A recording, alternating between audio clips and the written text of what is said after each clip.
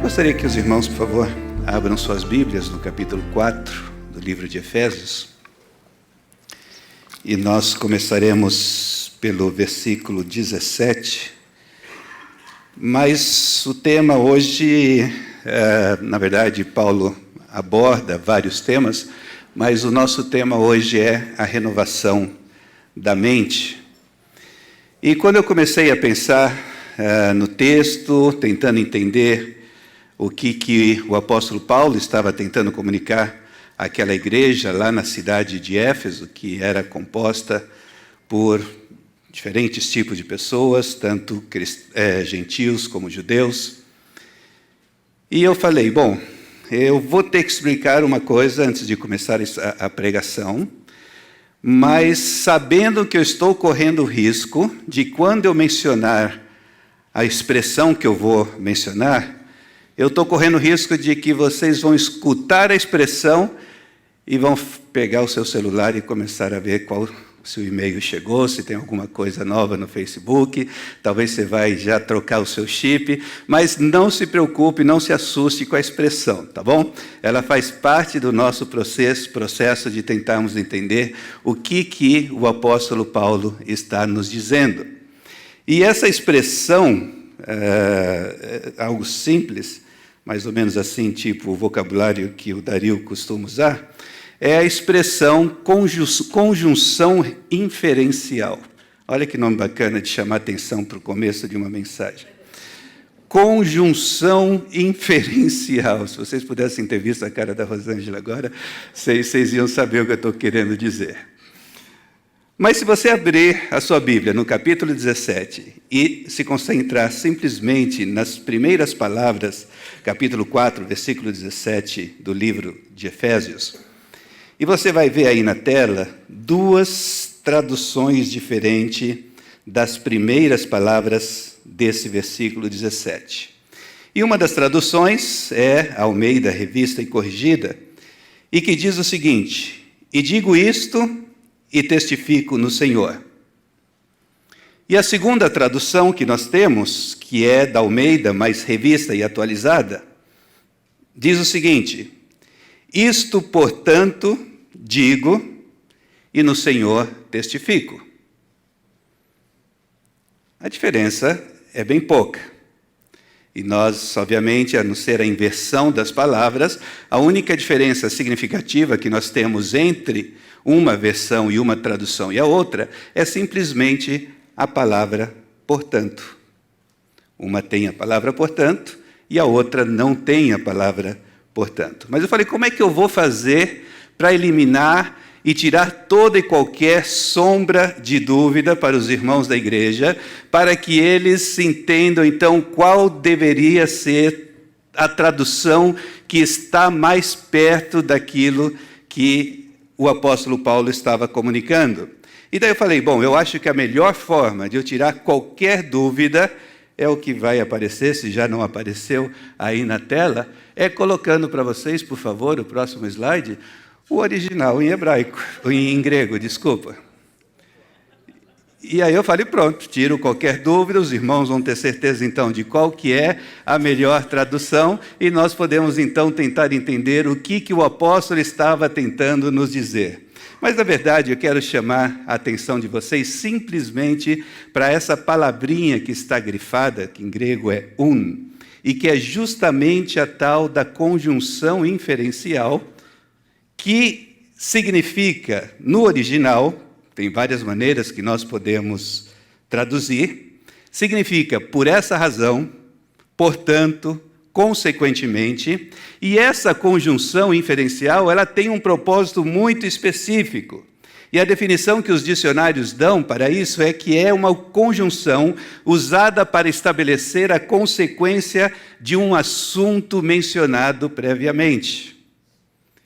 E daí a importância de nós entendermos que o apóstolo Paulo, ao usar essa tal de conjunção inferencial, Ele está tentando chamar a nossa atenção para o fato de que o que ele está dizendo a partir daquele momento é consequência daquilo que ele disse antes, nos capítulos, mas principalmente versículos anteriores. O que significa que se nós entrássemos direto no texto, olhando simplesmente o que ele está falando a partir do versículo 17 para frente, nós perderíamos parte do conteúdo do que o apóstolo está tentando nos dizer, porque o que ele está dizendo ao ter usado essa conjunção é que, ao começar a falar sobre isso, ele está dizendo que nós temos que nos lembrar que nos capítulos anteriores ele já tinha mencionado vários fatos absolutamente importantes, como, por exemplo, o fato de que nós fomos escolhidos em Cristo, perdoados. O próprio Paulo, orou pedindo a Deus que nos desse espírito de sabedoria. Ele nos fala que o coração dos cristãos são abertos para nós vermos a realidade de uma maneira diferente. Ele fala da realidade dos poderes e potestades espirituais, mas também ele fala que Cristo está acima de todos esses poderes e potestades espirituais. Mas, principalmente,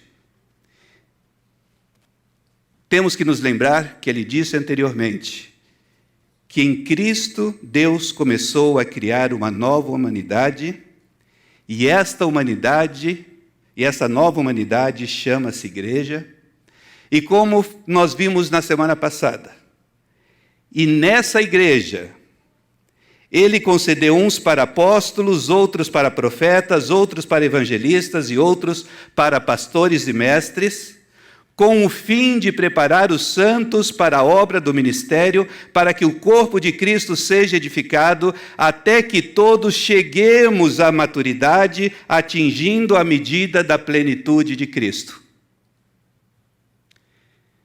E vendo tudo isso, e sabendo que Deus deu à igreja líderes para que nos ajudem a crescermos ao ponto de chegarmos a o que Paulo fala, na plenitude, à medida da plenitude de Cristo, a partir daí nós conseguimos entender então o que Paulo verdadeiramente está dizendo.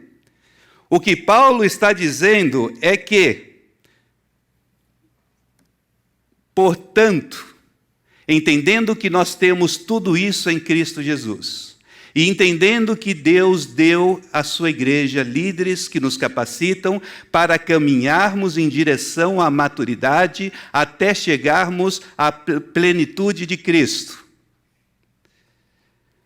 Havendo recebido tudo isso, atingindo a plenitude e entendendo que a salvação está garantida, enquanto nós esperamos para receber a herança eterna, nós vamos então trabalhar ativamente para termos uma vida santa e para ter um proceder que deve ser o seguinte. Ou seja, Paulo está dizendo, nós estamos sendo preparados. Nós estamos crescendo em Cristo. Vocês já viram o que eu disse lá atrás. E pelo fato de que nós estamos sendo edificados em Cristo Jesus, isso deve ter uma consequência. Portanto, e aí Paulo começa a nos explicar quais são essas consequências. E se nós fôssemos fazer um breve esboço dos versículos que nós estaremos lendo, eu gostaria que você mantivesse a sua Bíblia aberta em Efésios capítulo 4, ele começa com uma admoestação. Depois dessa admoestação, ele usa uma pequena argumentação para finalmente fazer e terminar com uma aplicação. E o aspecto central da admoestação de Paulo é justamente o seguinte: não andeis mais como os gentios. E os gentios aqui é simplesmente uma palavra usada no primeiro século, que Paulo usava muito para designar aqueles que não eram cristãos. Vocês tinham os cristãos, tanto judeus como não judeus, e daí Paulo usava essa expressão gentios para dizer e se referir àqueles que não eram cristãos. E Paulo diz, se você então puder abrir a sua Bíblia no versículo 17, leremos do versículo 17 até o versículo 19, E começando no 17, diz o seguinte: isto, portanto, digo e no Senhor testifico, que não mais andeis como andam os gentios, na vaidade dos seus próprios pensamentos, obscurecidos de entendimento, alheios à vida de Deus por causa da ignorância em que vivem, pela dureza do seu coração, os quais, tendo se tornado insensíveis, se entregaram à dissolução para com avidez cometerem toda sorte de impureza. É interessante que ele começa dessa forma: portanto, vocês, tendo em mente tudo aquilo que nós já falamos, vocês não devem andar como os gentios. E como é que os gentios andam? Nós vamos esmiuçar rapidamente. E quando Paulo fala na vaidade dos seus pensamentos, na verdade a palavra quer dizer perversidade, depravação ou fragilidade dos seus pensamentos. Isso leva aquele que não é cristão a tornar-se obscurecido de entendimento, que se refere à cegueira da mente, não tem a ver com falta de inteligência, tem a ver com a falta de percepção espiritual para entender quais são os planos e a vontade de Deus. Alheios à vida de Deus por causa da ignorância em que vivem, como resultado da dureza de coração, por terem fechado seu coração para o que Deus está tentando mostrar. E aí Paulo vai mostrando as consequências, dizendo que essa dureza de coração os leva a serem insensíveis em relação às coisas de Deus. E aí Paulo, mais uma vez, levando essa questão de consequências, e essa insensibilidade os leva a se entregarem à dissolução. E essa palavra dissolução, quando você olha nos dicionários bíblicos, você vai ver que tem um significado muito especial. E é interessante que muitas vezes nós cristãos somos acusados de que quando nós falamos de sexo, nós sempre falamos de sexo no sentido negativo. E a Bíblia não está proibindo o sexo, o sexo foi criado por Deus, mas existem instruções muito específicas na Bíblia sobre a maneira que o sexo deve ser usado entre os cristãos. E é interessante que essa palavra acaba nos mostrando de que, por terem endurecido o coração a Deus, entregaram-se à sensualidade desenfreada, aos excessos, lascívia, libertinagem, que são próprios de um caráter propenso à sensualidade, que agride a decência, devasso na sua moralidade. Lembre-se, Paulo está dizendo: assim andam os gentios. E a exortação principal aqui é: não andeis como os gentios. Portanto, ele está dizendo que esse é o tipo de pensamento e atividade e formas de atuar que nós, como cristãos, não deveríamos ter. E daí, essa palavra dissolução. Paulo continua: os levou a cometer toda sorte de impureza. E, mais uma vez, essa palavra tem a conotação de desejos sexuais, luxúria, vida devassa.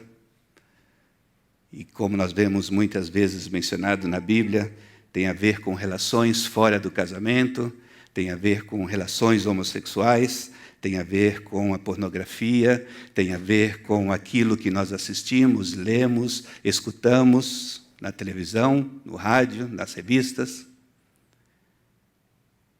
E Paulo está dizendo: esse não deve ser a forma de caminhar de vocês, porque, diferentemente dos gentios, nós, em Cristo, temos um caminhar diferente. Alguém disse algo muito interessante: toda a perspectiva de uma pessoa muda quando ela confia em Cristo, incluindo seus valores, objetivos e interpretação da vida. O que está errado com a mente da pessoa não salva? Por um lado, seu pensamento é vão, ou seja, fútil. Isso não leva a nenhum propósito substancial. Desde que ele não conhece a Deus e, consequentemente, os olhos do seu coração não estão abertos, ele não pode realmente compreender o mundo ao seu redor, nem ele pode compreender a si mesmo. Nosso mundo hoje possui uma grande quantidade de conhecimento, mas muito pouca sabedoria. Temos meios melhorados para fins não melhorados. E a partir daí, Paulo começa então a argumentar por que nós não devemos viver como gentios. E é interessante que isso é a partir do capítulo 4, versículos 20 a 24, onde ele está enfatizando que, se nós verdadeiramente aprendemos de Cristo, nós abandonaremos a velha vida conforme acabou de ser descrito. E eu quero que você agora não leia na sua versão, mas nessa versão que vai aparecer na tela, depois de ele dizer tudo aquilo, a forma de caminhar dos gentios e as ênfases daqueles que não são cristãos, essa tradução nos diz muito bem e fala, mas isso não é vida, gente. Vocês aprenderam de Cristo. Acho que aprenderam direito, que foram bem instruídos na verdade, exatamente como nós a temos em Jesus. A desculpa da ignorância já não vale mais. Tudo, e quero dizer tudo mesmo, que está ligado àquele velho estilo de vida tem de ser abandonado. É pura podridão, doideira total. Saiam fora dessa. Agora é hora de ter um estilo de vida totalmente novo e zerado. Uma vida planejada por Deus, renovada a partir de dentro. Uma vida que muda para melhor a conduta de vocês e que faz o caráter de Deus tornar-se realidade em nossa vida. E o que é interessante aqui, irmãos, é que muitas vezes nós, pelo fato de que a salvação é absolutamente graça, nós não estaremos mais salvos amanhã do que nós estamos hoje, nós acabamos achando que a santidade é a mesma coisa. Mas, na verdade, o que o apóstolo Paulo está nos dizendo é que depende de nossa decisão, depende de darmos passos específicos no poder do Espírito Santo de Deus, para que verdadeiramente consigamos ter uma vida diferente da vida dos gentios e uma vida de acordo com aquilo que nós somos instruídos e aprendemos em Cristo Jesus, nosso Senhor. Na tradução que nós estamos mais acostumados, nós vemos algumas expressões que nos ajudam a entender bem o que Paulo está dizendo. Paulo está dizendo que nós devemos nos despir do velho homem, ou da velha roupa, da velha maneira de ser. Nós devemos ser renovados na nossa maneira de pensar. Um dos principais aspectos da batalha espiritual está justamente na nossa mente, porque nós somos constantemente bombardeados a crermos e atuarmos de uma maneira diferente daquela que nós vemos nas instruções do apóstolo Paulo em outras partes da Bíblia. E ao nos despirmos do velho homem, nós devemos então pegar a nova roupa, vestir-nos dessa nova humanidade, que foi criado para ser semelhante a Deus em justiça e santidade provenientes da verdade. E prestem atenção num detalhe absolutamente importante aqui. O ponto de referência e o nosso modelo de santidade não está sendo colocado aqui como sendo o apóstolo Paulo, não está sendo colocado como Pedro, nem dos grandes apóstolos.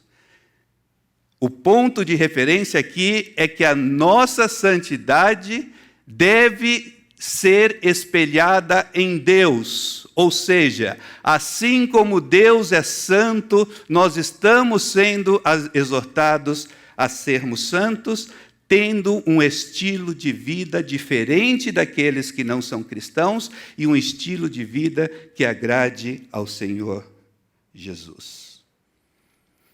E daí nós vemos mais uma conjunção.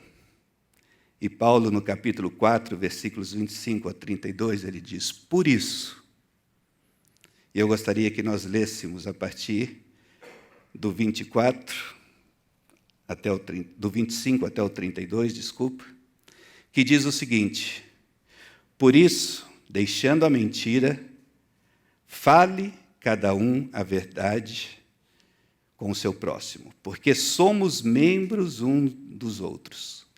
Irai-vos e não pequeis. Não se ponha o sol sobre a vossa ira, nem deis lugar ao diabo.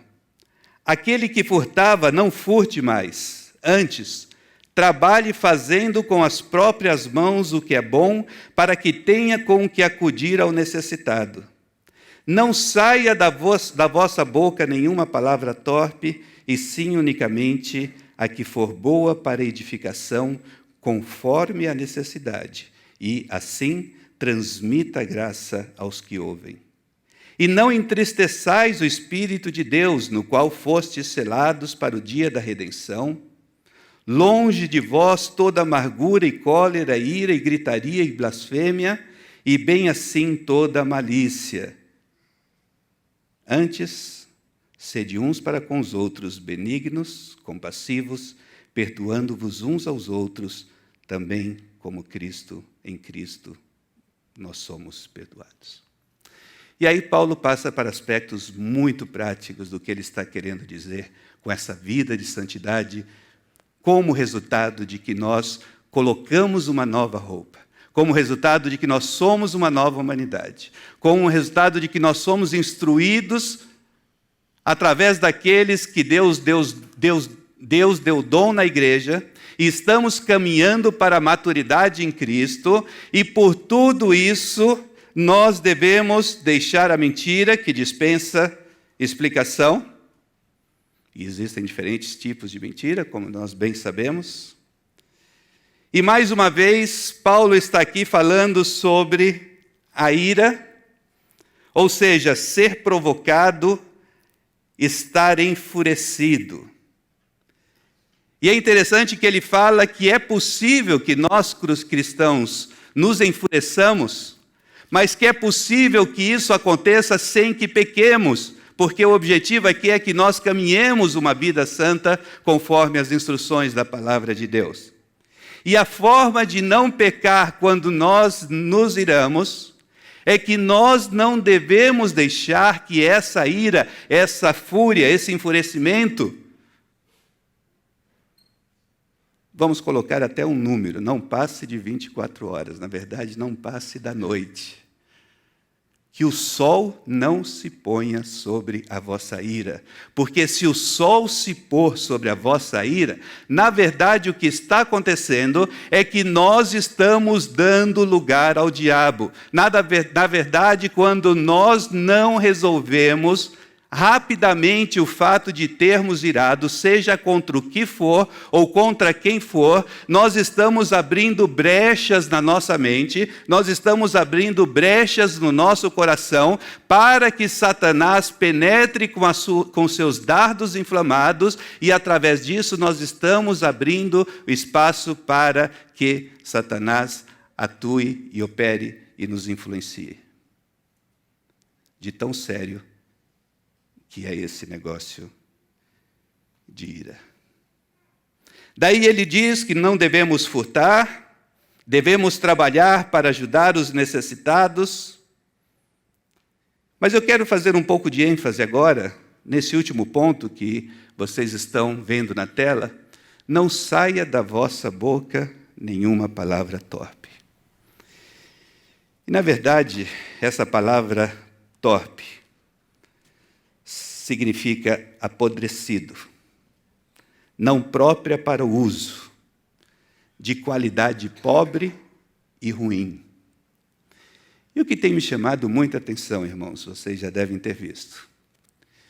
Inclusive, em alguns púlpitos, nós estamos vendo pastores e líderes, passando por alto totalmente esse mandamento, essa ordem que nós estamos vendo aqui do apóstolo Paulo, usando palavras chulas, que não edificam, como se nós pudéssemos atuar igualzinho àqueles que não são cristãos.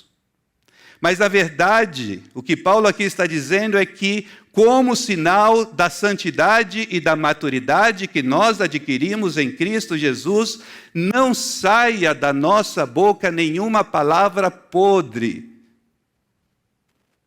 nenhuma palavra que não vá servir para edificação. E como nós sabemos em Tiago, como é difícil controlar a língua. E mais uma vez essa batalha está na nossa mente. E eu tenho visto em reuniões de diretorias de agências missionárias, homens e mulheres envolvidos no trabalho de expansão do Evangelho, não dando ouvidos a essa recomendação de Paulo e usando palavras torpes, palavras podres, palavrões que não edificam e que, na verdade, entristecem o Espírito Santo de Deus. Por isso que Paulo continua dizendo, justamente enfatizando o fato que nós não devemos entristecer o Espírito Santo de Deus. E aí é interessante que ele mostra de que maneira nós podemos verdadeiramente entristecer o Espírito Santo de Deus. Tendo amargura, que pode significar tanto tristeza amarga como extrema maldade. Não devemos ter cólera, que é aquela ira que ferve de forma imediata. Mais uma vez ele fala da ira, que é um movimento ou agitação da alma, desejo ou qualquer emoção violenta, mais especialmente a raiva.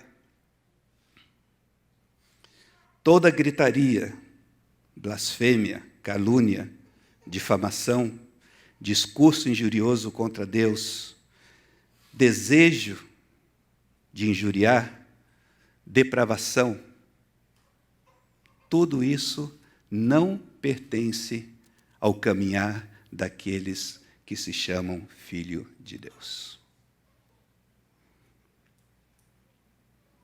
Mas nós temos um problema. Com o avanço do ceticismo, que começou principalmente no século XIX, e com a premissa que surgiu de que a única certeza que eu tenho é que eu preciso duvidar de tudo, começamos, conforme disse um filósofo cristão, a dividir o mundo em dois lados diferentes. Nós começamos a dividir o mundo em um mundo dos fatos, e pelo mundo dos fatos nós queremos dizer que são aquelas informações, aquelas coisas inamovíveis, aspectos absolutos, indiscutíveis, e que supostamente podem ser provados sem nenhuma sombra de dúvida. Este é o mundo dos fatos. Ou seja, se eu digo para você 2 mais 2 é 4, acabou. Isso pertence ao mundo dos fatos. Se eu trago para você alguma equação de Einstein, acabou, não tem discussão. Você vai dizer isso pertence ao mundo dos fatos, é absoluto. Porém, existe um outro lado que passou a ser chamado de mundo dos valores. E esse mundo dos valores, o conceito que começou a existir é que essas coisas que nós chamamos valores são relativos, não são absolutos, vai do gosto de cada um, e esse conceito penetrou a mente não somente daqueles que não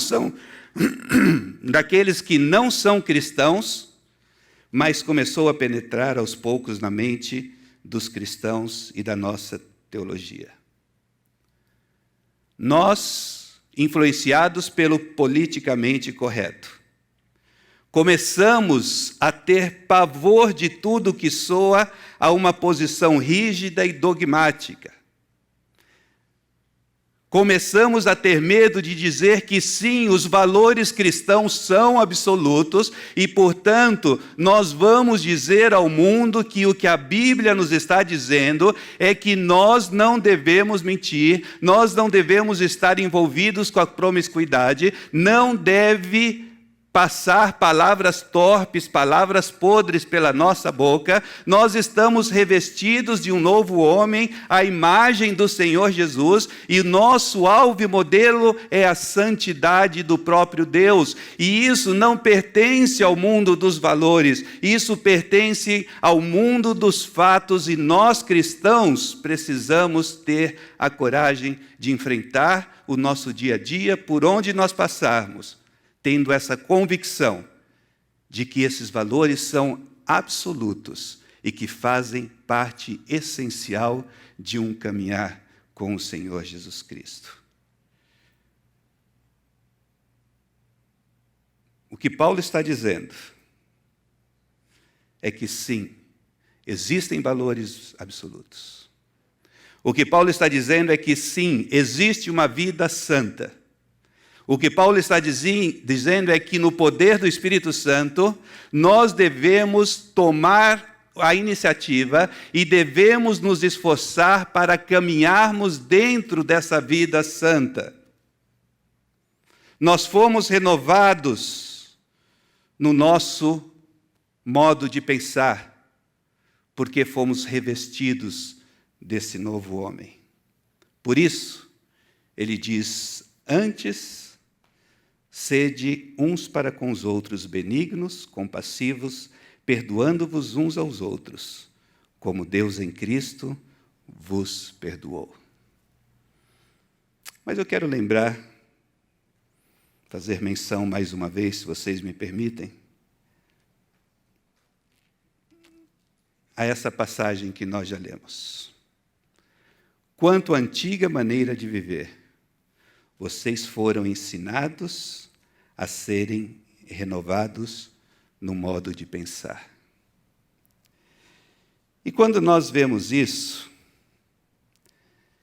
nós temos que entender que a Bíblia nos afirma que nós não pertencemos a esse mundo, no sentido de que não nos conformamos com o espírito dessa época, mas nós vivemos nesse mundo. Portanto, nós não viveremos como ETs num mundo extraterrestre sem ter contato com a realidade do mundo em que nós vivemos, apesar da exortação do apóstolo Paulo de que nós devemos viver uma vida santa.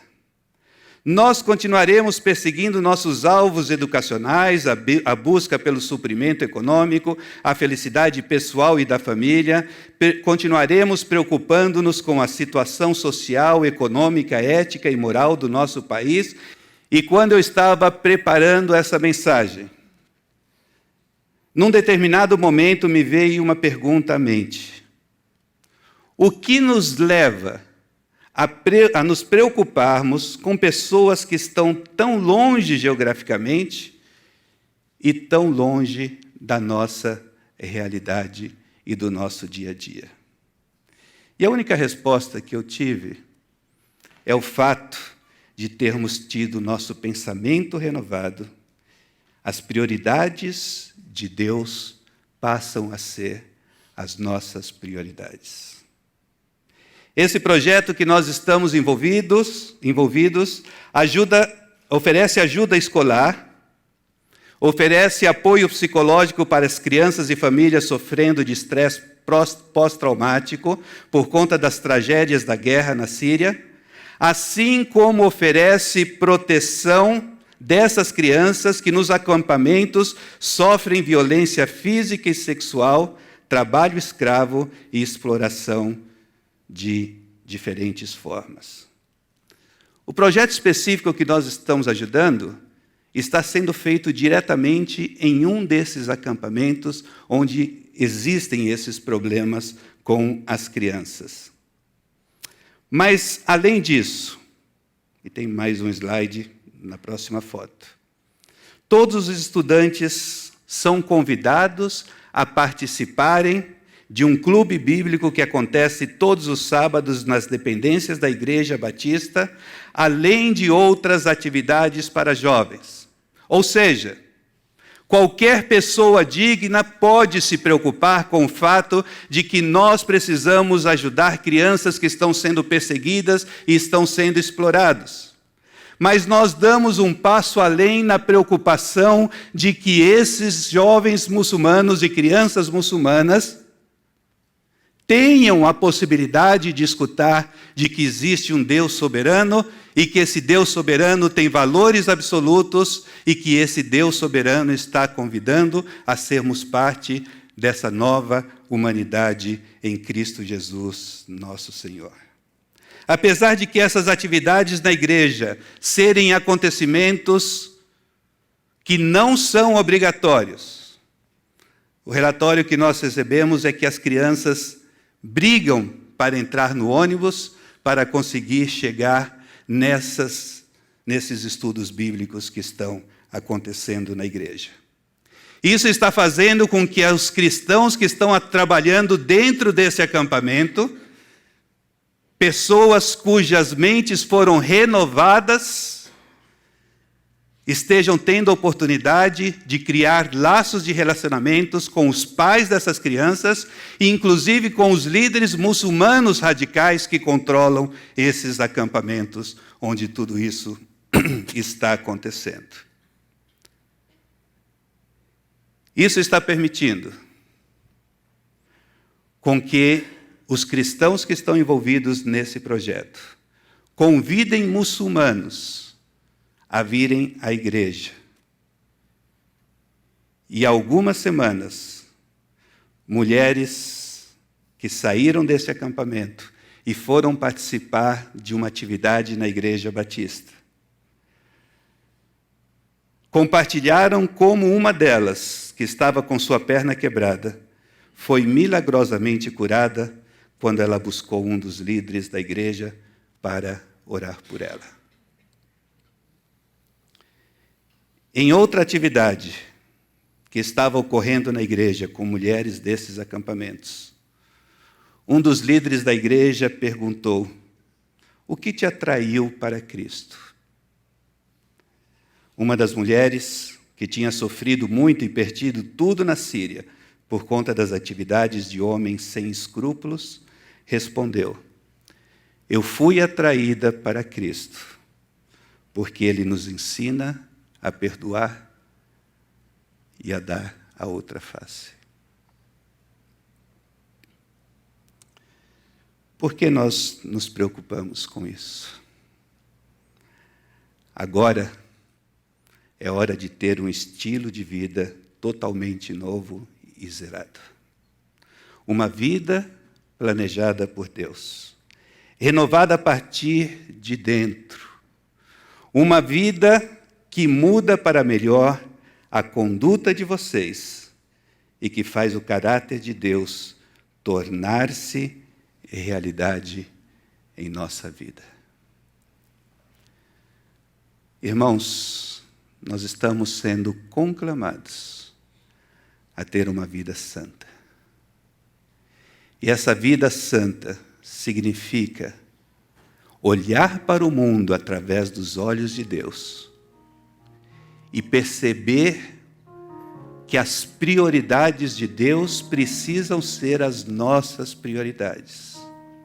E como resultado, além de sermos bons cidadãos, nós seremos pessoas santas, pessoas separadas, pessoas que entendemos que existem valores absolutos estabelecidos por um Deus absoluto e que está dizendo para você e para mim que nós tivemos a nossa mente renovada e por isso as nossas prioridades serão as mesmas prioridades do nosso Senhor e Salvador e do nosso Deus eterno.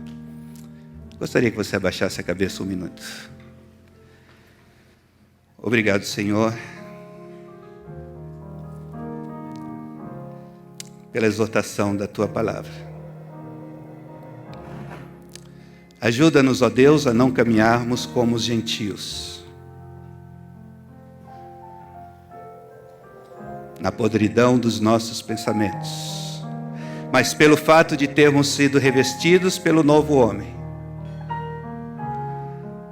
Ajuda-nos, Senhor, a caminhar de tal forma que as nossas prioridades sejam as Tuas prioridades. E obrigado, Senhor, que é como resultado disso, que de uma forma tão pequena nós estamos conseguindo ajudar com que as Tuas prioridades sejam estabelecidas, inclusive entre muçulmanos sírios refugiados num país tão distante como o Líbano. Ajuda-nos, Senhor, a olharmos para esse mundo com os olhos do nosso coração, com espírito de sabedoria, para a honra e glória do Teu santo nome. Amém. Deus abençoe os irmãos.